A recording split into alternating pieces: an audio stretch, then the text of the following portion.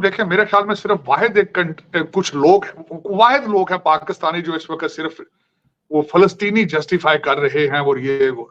मुझे ये बताएं आप कि वो उनका यौम कपूर का दिन था, वो सेलिब्रेट कर रहे थे, उनके वहां पे प्रोग्राम हो रहे थे, सबत था उनका, सरप्राइज। ह्यूमन राइट्स वॉच ने गजा की नाकाबंदी को नफरत अंगेज करार दे दिया। इंसानी हुकूक की आलमी तंजीम ने कहा कि खुराक रोकना जंगी जुर्म है। इसराइल भूख को हथियार के तौर पर इस्तेमाल करना चाहता है। पहले खबर दें, लेबनान की सरहद पर हिजबुल्लाह से लड़ाई में डिप्टी कमांडर समेत 2 इसराइली फौजी हलाक हो गए। अब हमास ने इसराइल पर एक हमला किया है, टाइमिंग बड़ी अहम है। कुछ लोगों का ख्याल है कि हमास ने दरअसल सऊदी अरब और अमेरिका के दरमियान जो बैकडोर चैनल से मुज़ाकरात चल रहे थे, नेतन्याहू साहब अभी आने वाले हैं, स्पीच देने वाले हैं। 500 तो उन्होंने मार दिए हैं। हमास सब कहता है ट्रूस करें हमारे साथ, ट्रूस करें हमारे साथ।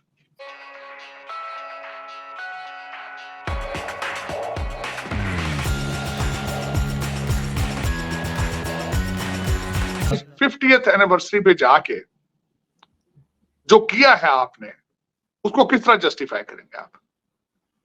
कोई आपके पास जवाब है? कोई इस्लामिक ओपिनियन आपके पास है कि जाके इनोसेंट लोगों को, जिनका nothing to do with the foreign policy और मिलिट्री पॉलिसी, जिनका उनके कोई लेना देने नहीं, 900 बंदे को मार दिया जाए वहां से, फिर 150 के करीब 130 लोगों को किडनैप कर लिया जाए, जिसमें बच्चे भी हैं और जिसमें खवातीन भी हैं। आज कतरी जो है वो आज दरमियान में वो आर्बिट्रेशन कराने की कोशिश कर रहे हैं कि खवातीन और बच्चों को छोड़ दिया जाए। इसकी कोई जस्टिफिकेशन है? और दूसरा, मैं सबसे बड़ी जो बात बताना चाहूंगा आरजू, क्या आपके पास एबिलिटी, कैपेसिटी है कि जब वो रिटेलिएट आप करेंगे आप उसका मुकाबला कर सकेंगे? आप क्या आप इस काबिल हैं? आपकी इस वक्त दुनिया में मुसलमानों की, मैं एक अफसोस के साथ ये कहूंगा, मैं खुद मुसलमान हूं, मैं ऐसी बात नहीं कर रहा, second biggest religion on the planet. आपके हालात आपको पता है क्या है? आपके सीरिया के हालात क्या है, इराक के हालात क्या है, लीबिया के हालात क्या है, अफगानिस्तान के हालात क्या है, आपके पाकिस्तान के हालात क्या है? वेस्ट आपको टुकड़े डालता है तो आप खाना खाते हैं। आप अमेरिका और चाइना आज आपको पैसे देना बंद कर दे, आप खाना ना खा सके इस मुल्क के अंदर। और फलस्तीन के बारे में बताना चाहूंगा आपको, आप जिस तरीके से आपने नवाज शरीफ को, जिस पनामा लीक्स में आपने उसको निकाला था यहां से नाहिल करके, उसी पनामा लीक्स के अंदर हमास के लीडर के बच्चे का नंबर भी था उसमें, अकाउंट नंबर। वो भी यूनाइटेड नेशन से जो डॉलर आते हैं वो भी पनामा में जमा कराते रहे हैं।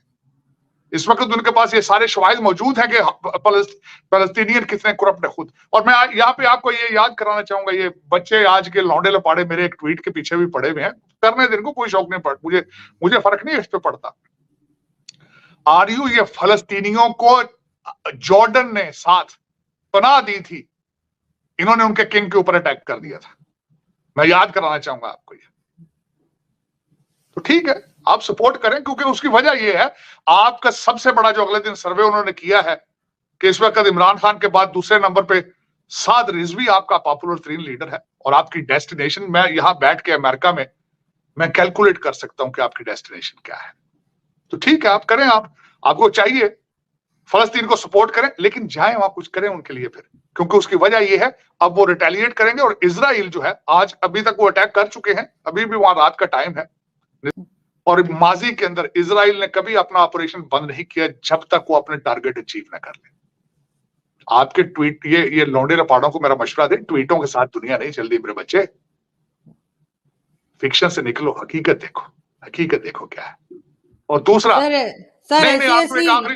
आखिरी बात मुझे कर लेने दे आरजू, ये कहां का इस्लाम है जो आपको इजाजत दे कि आप मासूम लोगों को जाके, निहत्थे लोगों को जाके मारे? आप, ये इस्लाम इजाजत देता है?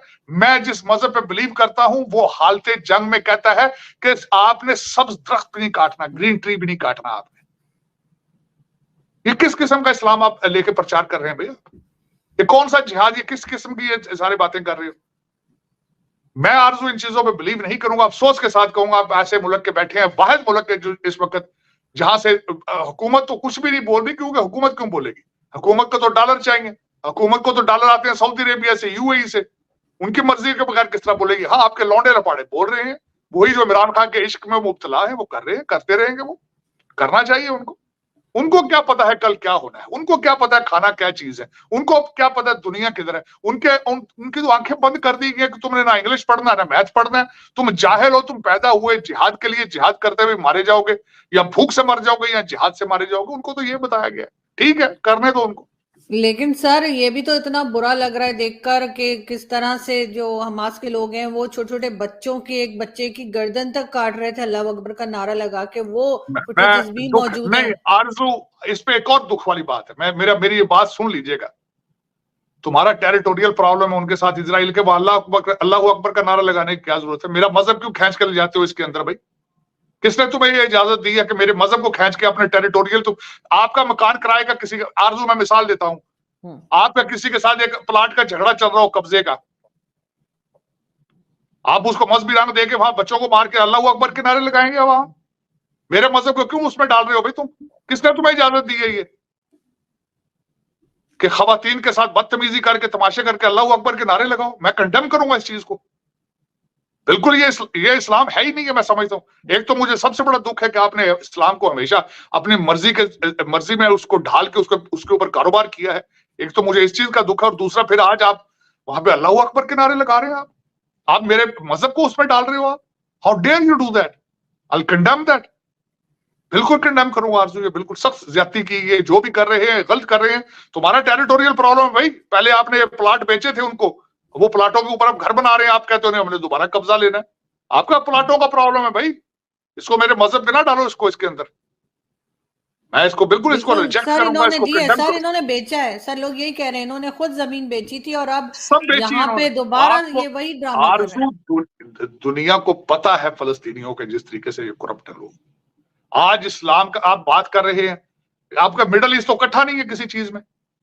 आपको पता है जिनके अंदर की इनकी लड़ाइयां हैं, इनके मुल्कों के हालात देखें आप जैसे मेरे जैसे लोग जाते हैं, हमें तो मस्कीन और गरीब कहते हैं, ये रफीक कहते हैं।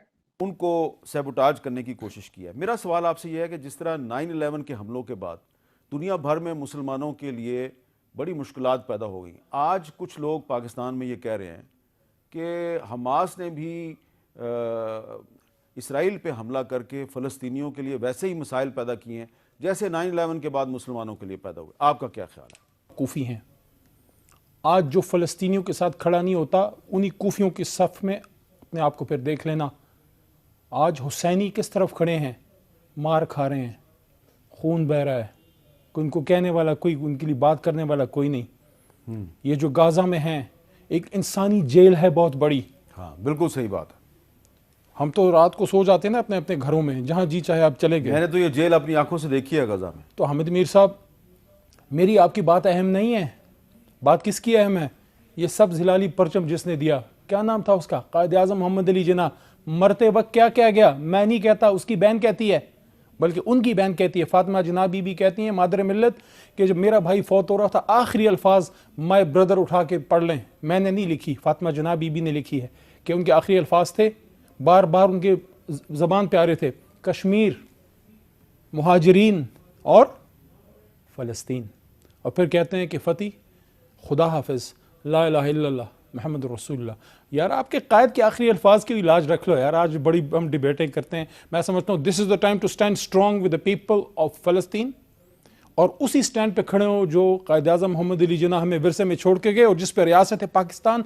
मुझे फ़ख्र है, मेरी रियासत नज़रियाती रियासत है और 75 साल पे इस पर खड़ी है, और मुझे इस पर भी फ़ख्र है। मेरा लीडर इमरान खान, पाकिस्तान तहरीक इंसाफ का चेयरमैन और इस मुल्क का साबिक वज़ीर आज़म, कश्मीर पे और फ़लस्तीन पे चट्टान की तरह खड़ा था, और उसका वही सोच थी जो कायद आज़म मोहम्मद अली जिन्ना की सोच थी। आज हमें फ़लस्तीनियों के साथ खड़ा होना है। और एक और